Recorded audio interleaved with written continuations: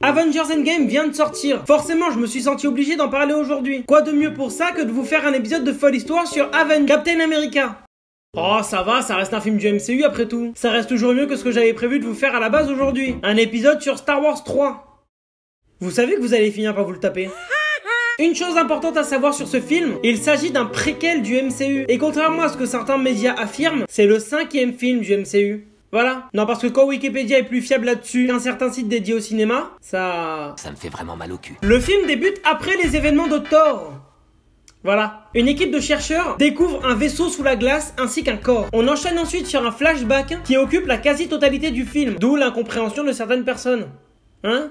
Bref, on retourne alors durant la Seconde Guerre mondiale, alors qu'un groupe de nazis chelous, appelé Hydra, s'empare d'un cube bleu lumineux, un objet provenant du trésor d'Odin, le père de Thor. Un an plus tard, alors qu'un certain Steve Rogers se fait recaler pour la énième fois par l'armée, lors d'une exposition sur les technologies de demain, un scientifique le repère et lui propose de participer à un programme de l'armée, appelé programme Super Soldat. Il prouve alors qu'il est plus digne que n'importe qui de devenir le premier super soldat. Il fait alors l'objet d'une opération visant à lui donner une force surhumaine, afin de devenir Captain America. A noter que ce programme est financé par un certain Howard Stark. Hein ?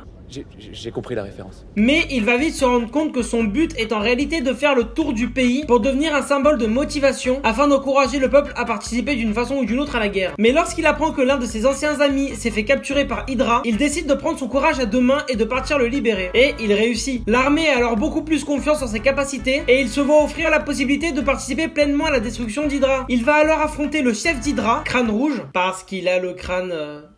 laissez tomber. Mais il n'a pas à beaucoup l'affronter, puisque Crâne Rouge se fait détruire par le cube qu'il a volé au début du film. Le Captain va alors devoir écraser l'avion de Crâne Rouge dans la glace pour éviter de toucher une ville. Son corps est retrouvé 70 ans plus tard, intact. Il a survécu grâce au sérum du programme Super Soldat. Il est alors rejoint par Nick Fury, qui va se charger de lui expliquer pourquoi il se trouve à cette époque.